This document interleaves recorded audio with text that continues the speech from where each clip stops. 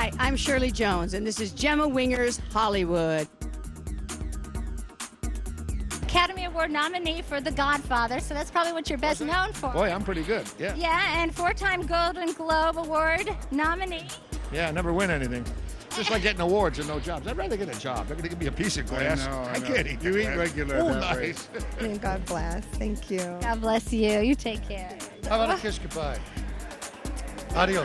Hello, I'm Martin Landau. Hi, I'm Florence Henderson, and you're watching Gemma Wenger's Hollywood.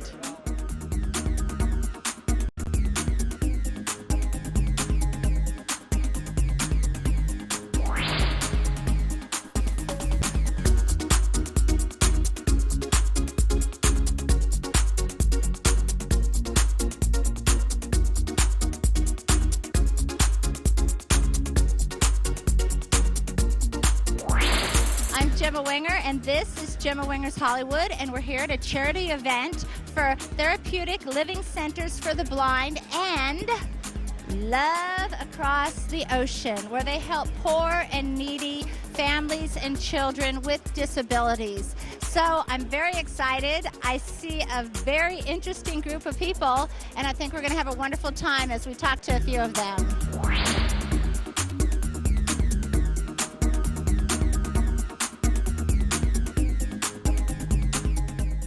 I have Lena Wynn here, and she actually organized this whole event, and this is raising money for Therapeutic Centers for the Blind. Tell us a little bit about that, Lena. Well, it's actually benefiting two charities. TLC, which we're going towards building an infant and toddler center for blind and mentally handicapped children, and a portion of the proceeds also goes to Love Across the Ocean. Charity work always begins at home, and they raised me to give back, even when I was very little. And they always said, you know, if you don't need to have a lot of money to be able to help somebody. So it was okay that, you know, if you could just help in some little way, that was something. And so as I grew older into a teenager, whatever little money I had, I'd send home to Vietnam to help my family. And then that expanded into helping people outside the family. And I found that when I helped family, it felt good because you were helping family, but it was also almost like a sense of duty. Of course you're going to help your family. But when I helped strangers, it gave me a sense of accomplishment. Like, I really did something. And so I was raised that way, that if you receive, you have to give back. Or even if you don't receive, if you wish to receive, you should give. I do a lot of work, unpaid, on my time off, a lot of charity work, and it is the most rewarding. And we're not just saying that because, you know, we do charity work, we should say it's the most rewarding part of our lives. It actually really, really is. And because a lot of us don't get paid for it, it has to be rewarding for us to put so much time and effort into it. So we hope that the information that we give today will inspire a lot of you to give back to the community, and if not do your own thing, then to help others, and not just in the Vietnamese community, but in all communities. TLC was founded a little more than 30 years ago by 8 families who had gone looking for services for their adult children. These families quickly realized, after looking at programs for adults who were visually impaired, that they could not meet the needs of their children who also had the cognitive challenge. TLC's residential program is really the impetus for all of TLC's activities. What we do is provide them with the opportunities to become more independent. And we do this through a whole system of support. Pretty much anybody that can impact their lives, working as a team to determine what we think will be most helpful for them. So we're helping people like all over the world with this. This is really exciting. How did you get involved with it? Well, my foundation is a small foundation, but I work at a CBS station here and had to interview some poker players about poker, and then I got hooked. And so now I love poker, and I thought, what a better way to raise money than to do something that almost everybody likes to do, which is gamble, right? And it's a tax write-off, it's going to a great cause, and you're winning great prizes and money, so it's a win-win situation for everyone. That's so great. So there is, a great need. I mean, we don't see a lot of blind people in society. Is it that they have a need for a place to live or the finances, or what is that? Exactly. They need a place just to, from day-to-day living, but really just to plan their future as well. And the Infant Center, there are places you can go to assist the blind. There are places you can go to assist the mentally handicapped. But there are few places where both can go. So if you are blind and mentally disabled, there are not a lot of places you can go to for help. So. That's true. I work with a lot of special education children as well, so I know that you're doing a fabulous work. And also, you're also a television personality. Yep, I work for CBS, KCAL, and CBS TV, CBS 2 TV in Los Angeles.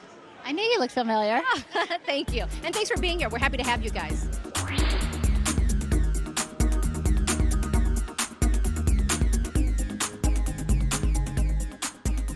The very, very famous actor Lou Diamond Phillips, and he is here, and he's here for a great cause to help raise money for a blind house for people who lack sight. Absolutely. I love this game. I love the commerce. Been here many, many times.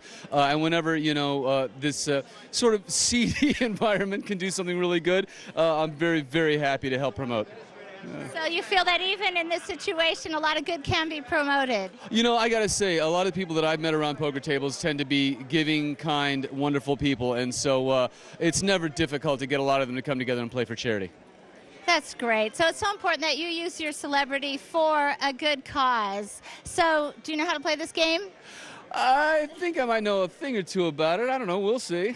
Any advice for people who are playing poker? Annie Duke once gave me some advice. Patience. It's a marathon. It's not a sprint, and you have to wait for the right cards. But then you have to know how to play them. Well, good. I'm glad to hear that. So I'm hoping that you're going to win money tonight. We'll see. Win or lose, like we said before, it's for a great cause, and glad to be here and help out. So, Lou Diamond, you're continuing to work on your craft. I see you in movies and various things. What are you working on now? Oh, my goodness. I just directed a film for Hallmark called Love Takes Wing. That'll be on the air in April. I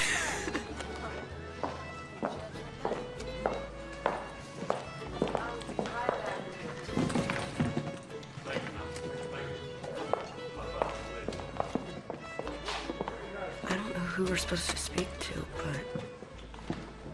Mayor Evans, I can't believe you're putting the interest of those no-account orphans over the good of this town. I am doing no such thing, Ray. Thank you, sir. I am trying to be fair to everyone. There's no reason to believe those children are a danger to anybody. You tell that to my brother. The entire town is sorry about what happened to Carl. But you can't blame his death on the orphans. It could all be some terrible coincidence.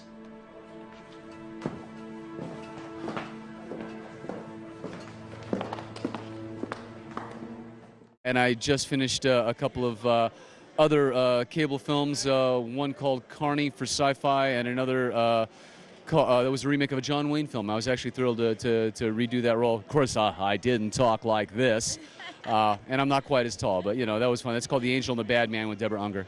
And the secret of your success? Oh, my God. You know what? Just like at poker, patience. Just a little patience. You got to wait for the right cards to come. Oh, great. Thank you so much. Hey, this is Scott Elrod, and you're watching Gemma Wenger's Hollywood.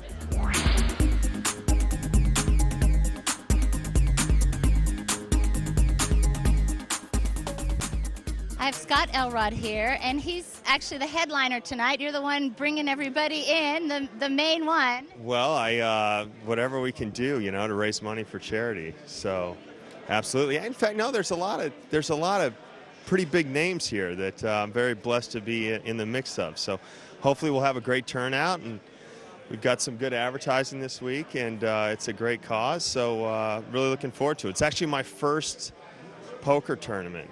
Texas Hold'em, so I'm looking forward to it. You know how to play? I've been brushing up online and dabbling in the games on Facebook, and really risking it and throwing it out there. But no, it's really a game of strategy. It's not always about the best cards. So, there's a lot of acting involved. But the poker face. Let's see your poker face. I did it over there, and it was pretty bad. So I'm just gonna pass on that. Well, you're an actor, so that's what they need. Yeah, it should be fun. I'm really looking forward to it. Oh, great. And, tell us a few of the favorite things that you've been in, because I know some of our audience may not be familiar. As far as TV shows, I was opposite Anne Heche for 2 seasons on Men and Trees. I had long hair then, so you probably wouldn't recognize. And then just finished up a couple of films, 2 of which will be out in March. One on the Sci-Fi Channel called Hellhounds, directed by Ricky Schroeder. And then the other one we got great cast, Tom Arnold, Chris Kattan. It's called Hardbreakers, and that will be out. Look for that in March. And then I'm starting a new film next week, actually, opposite Julie Benz, who plays opposite Dexter's wife on Dexter. So, yeah, looking forward to that. Any proverbs that you can give us to kind of keep us living life to the fullest? You know what? I think it's really important to have gratitude in your life and really being aware of all the amazing things that you have, whether it just be, it's interesting because I played a blind person on TV on a series 2006, and it's like for those of us who do have our sight, I think we really do take it for granted. So I think it's just gratitude, and just be thankful. And once you start focusing on all the wonderful things that are in your life, I think it just uplifts and makes everything else wonderful. So, yeah. Well, you have a great heart, and I hope that you have a great evening. Thank you. You do the same.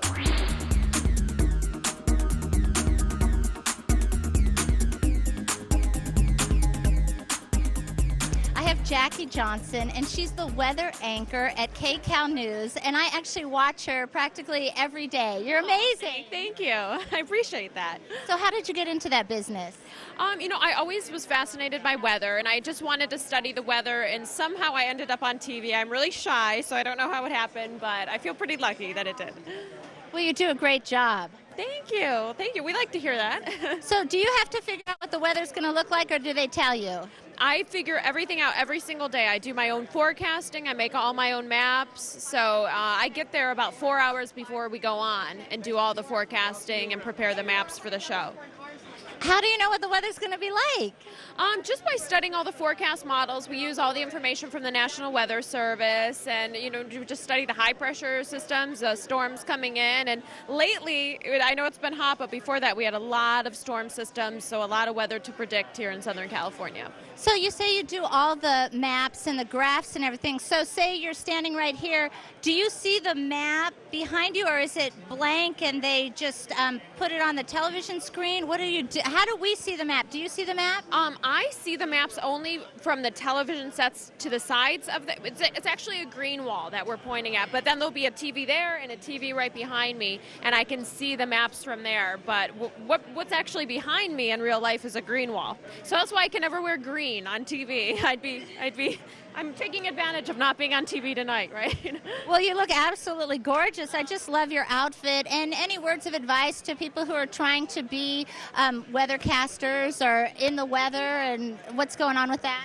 I would just say just study the weather. The TV thing comes, but if you know what you're talking about as far as weather, if you know what you're talking about, you're going to be good, because we just ad-lib. We don't read scripts or anything. We ad-lib the whole time. So if you know what's going on with the weather, I think you'll be fine.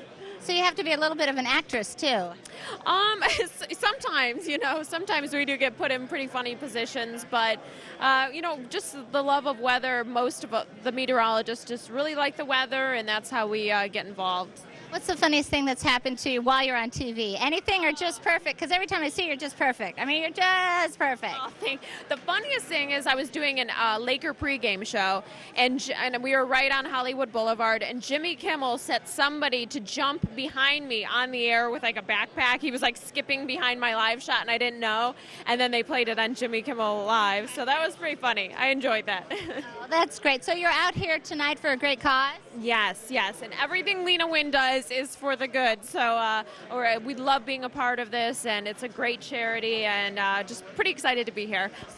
So if you win tonight, does the Home for the Blind win tonight? Do your earnings go to the charity? Yes, they will. So, but unfortunately, I don't know if I'm going to win because I'm not too good at poker, but I'll try my best. Oh, that's wonderful. Well, thank you so much. It was so nice to meet you. Thank you. Nice to meet you, too.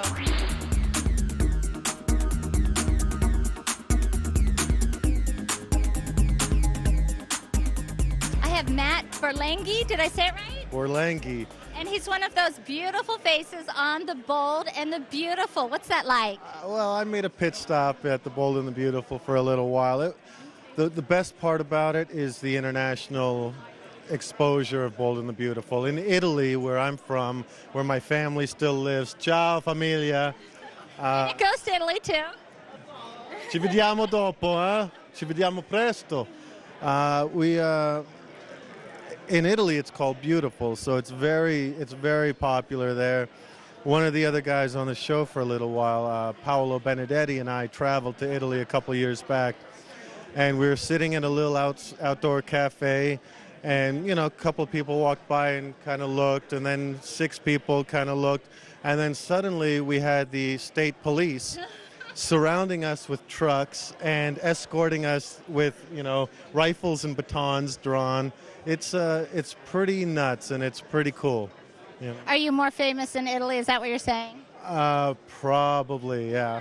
Well, I know I've been to the Cannes Film Festival, and it was almost like you're a god over there. Yeah. I mean, listen, no one holds a candle to Mr. Hasselhoff in Europe, but oh, Mr. Hasselhoff is huge, Monsieur Hasselhoff, or in Germany, I think it's Herr Hasselhoff. That sounds right. So it's fun. It's really fun to go and visit family and hang out there. Other things you've done or you're looking forward to doing? I just finished a television pilot called Havoc that kind of goes with the whole underworld and Twilight thing of vampires and where... Are you a vampire? If it goes to series, I am a vampire. In the pilot, I'm just known as the Italian, but if it goes to series, I become the Italian vampire. So you were born and raised in Italy? I was conceived in Italy, because my parents were feeling a little more frisky on Italian soil, and they brought me here so I would be born a U.S. citizen. So I carry both passports, so it's cool. So then you grew up here and became an actor? Yeah, pretty much. I always wanted to, ever since I was 7, and my parents had an Italian director friend who said, Matteo, you're going to be my cowboy. We're going to make huge Western movie. And then he passed away before the film was made, and I was stuck holding the reins, and I had to ride my own sunsets, What have been the biggest obstacles that you've overcome? The white man trying to keep me down. Thank you for sharing. Other than that... I haven't had a lot of large obstacles. I mean, I've made some lousy lifestyle choices in my life, but I've had it a lot better than a lot of people around the world. And that's why I put my head down before a good meal and thank the big Lord or whatever. I say my thanks for what I'm blessed with, So God has played a role in your life? Yeah, to a certain extent. I definitely have always believed there's something out there bigger than me. And if not, then we're all in trouble, really. And he loves you and he cares about you. Well, you're just adorable, and all the best for your future career. Thanks, Gemma. Thanks very much.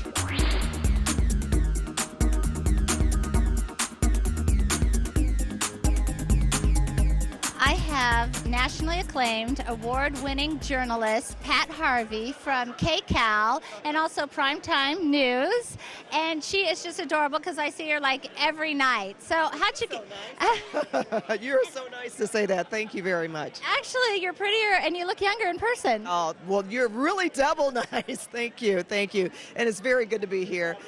I can't say enough about Lena, obviously. I'm here to support her. This is a wonderful organization. I mean, and just look at the people here. They've done a tremendous job. And just the fact that this funds are being raised to help these children who can't see, and the therapeutic living centers as well, says a lot about the people that are behind putting this on. In particular, Lena and Bob, of course, and Haig Papayan, who's going to be honored today. But I wanted to come up the interstate, 2 of them, just to support Lena in her efforts. How about this? I mean, we're right on the precipice, I think, of some really, really great things that are going to be happening for our country and, of course, for California. So I'm very happy to participate. Well, thank you so much, Pat. It was great talking to you. You take care.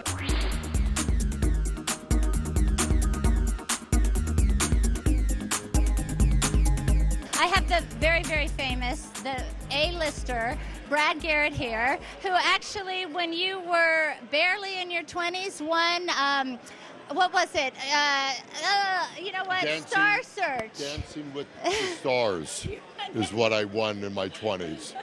Is that what you... Well, you know, I got to dance. I'm the type of guy, I got to dance. Yeah. So what makes you so funny? A fear. Fear, insecurity, all the good stuff. But it's funny, I'm not afraid around you. I'm insecure, but What's it like being an A-lister? An A-lister? I think you're an A-lister. Man, you got to get out more. I'd be happy to bump up to the B list.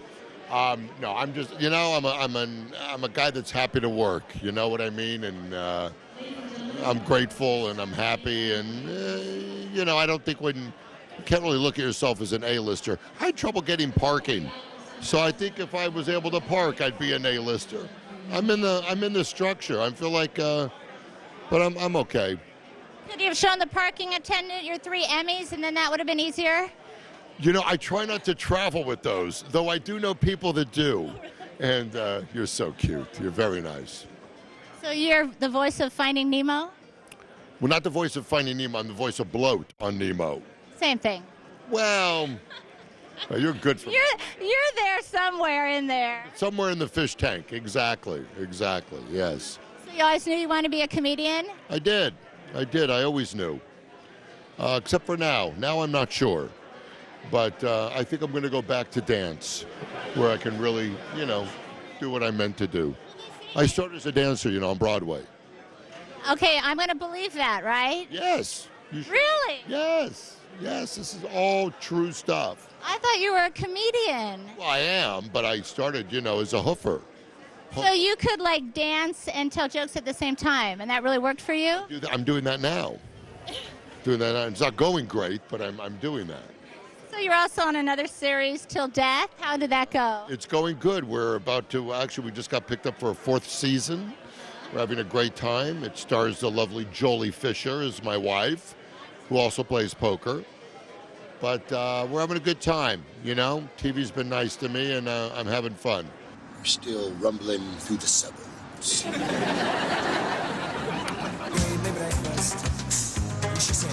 Do you come from the land down under? Women glow and men thunder. Can't you hear the thunder? You better run, you better take cover.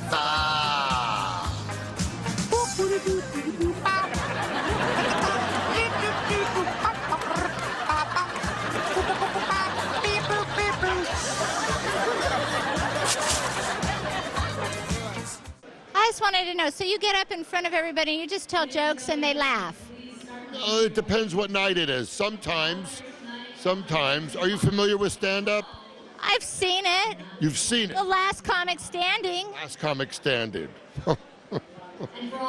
You are the cutest. You really are. Okay. Well, this has been fun. I'm going to take my seat and hopefully win. And Brad. You got to donate. Put it And back. words of advice that you can give to the world. Do what you love. Do what you love, or love someone who you're jealous of. Those are the 2 things that I think really make life work.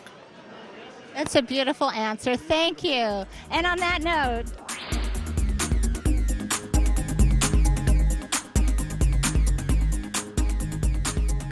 I have Bob Lorsch and his lovely wife, Kara, and they're going to talk a little bit about this charity.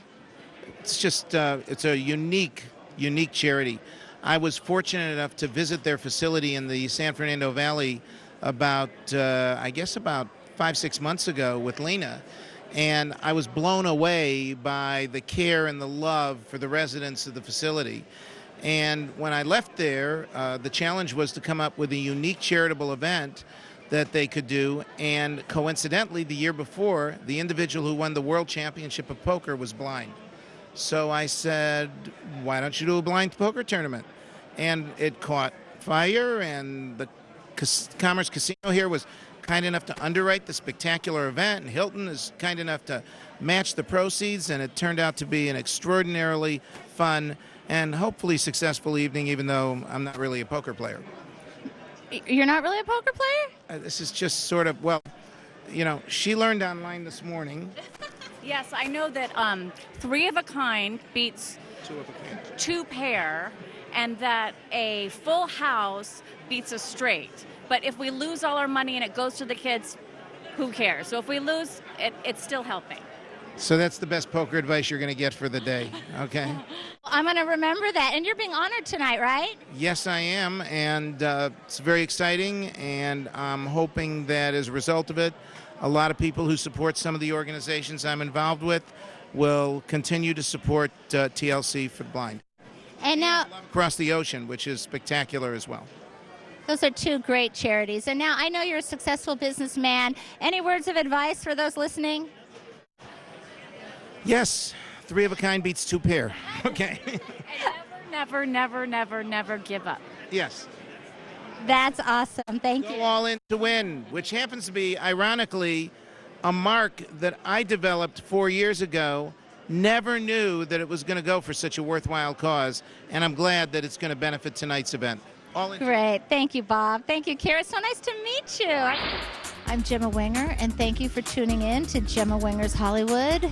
It was wonderful to meet all these famous celebrities and talk to them and just get to know them a little bit and see what they had to say, because a lot of times we see them on the silver screen or on TV and they're in character, but it's kind of nice just to hang with them.